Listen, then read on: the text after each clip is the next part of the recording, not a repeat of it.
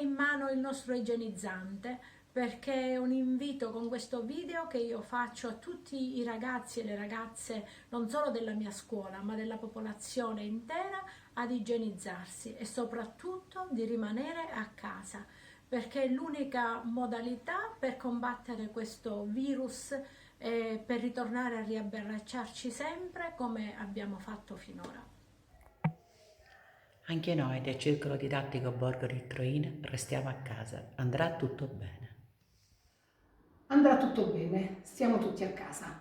Questo è il motto che ormai da tanti giorni ci ripetiamo, lo ripetiamo come un mantra, anche perché riuscire a superare momenti di così grave crisi c'è bisogno di tanta speranza e di tanto ottimismo.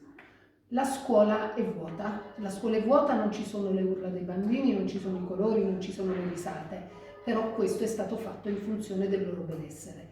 Come scuola ci siamo attivati affinché potessero essere raggiunti a casa dalla didattica a distanza.